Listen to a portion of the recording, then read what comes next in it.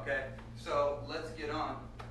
A primary component of my work is distinguishing between cooked food and raw food, right? And a lot of you guys have heard this, okay, like understanding about raw food and the popularity of raw plant food right now. What's the big distinction between cooked food and raw food? There's a lot of distinctions, and there's a lot of things that we got to get clear on if we are to upgrade our health practices nutritionally. One of the biggest things is that visually it becomes very obvious from an energetic standpoint. What this is, has anyone seen this kind of picture before? Maybe you've been to different expos, they have that camera, right, that shows your aura. Kirlian? Yes. This is a Kirlian photographing. This is a technology that was actually smuggled out of Russia in the 1950s by the CIA. Imagine that, right?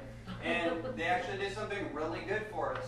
And what this camera has been able to do is it's been able to pick up the ultraviolet lighting that is not visible by the human eye, right? But that this camera can pick that up and see the energetic emissions that are coming out.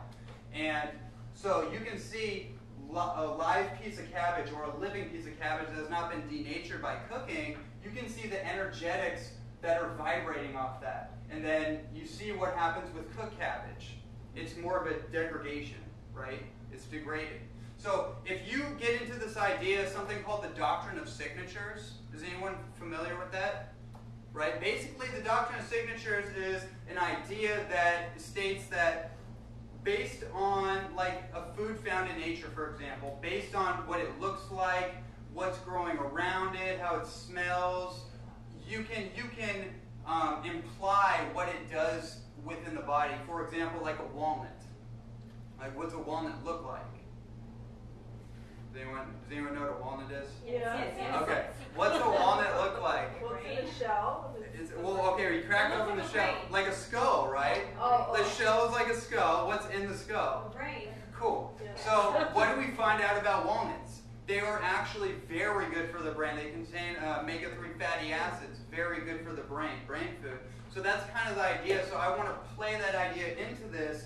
If we're going to look at what's going to give us energy, what's going to start to create that energetic reservation within our body, what are we going to look at? We're going to look for what has more energy, right?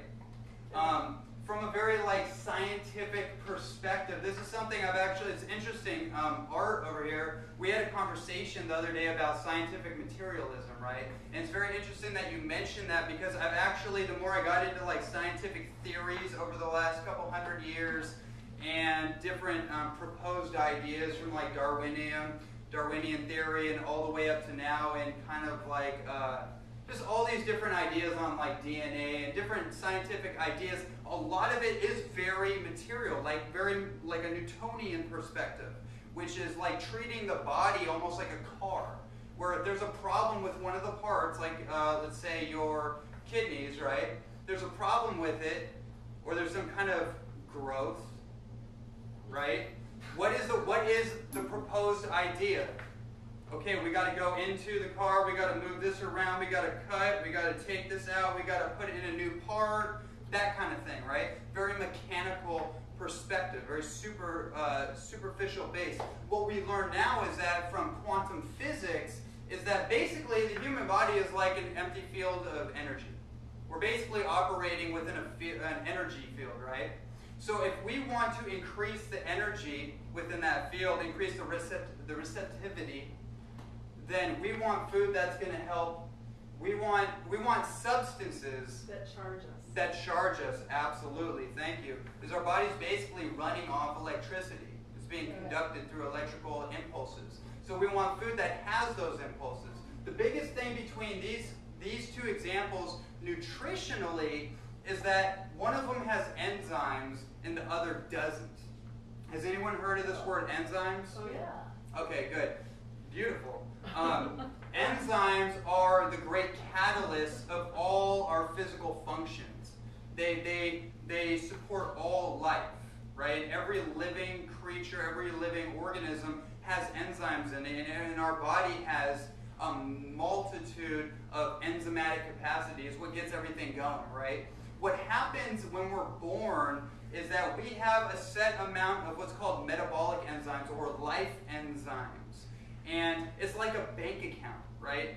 An idea that made sense to me when I first got into all this business was there's an idea that you have a bank account of enzymes, and as you go through the duration of your life, you go through all the different stresses, right? Whether they're self-imposed stresses or they're just the byproducts of living in the world that we do, you're going to start to deplete those enzymes. And actually, it's been shown cooked food in general, a high cooked food diet, disproportionate with our raw foods, actually starts to deplete those enzymes, right?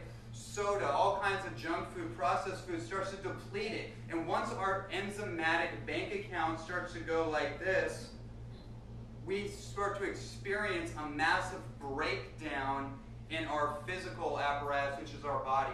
Osteoporosis, every kind of arthritic condition, a breakdown mentally, right? All the different neurological disorders that are taking place right now. I mean, every one of us knows somebody, I guarantee you, that has some form of dementia or Alzheimer's, right?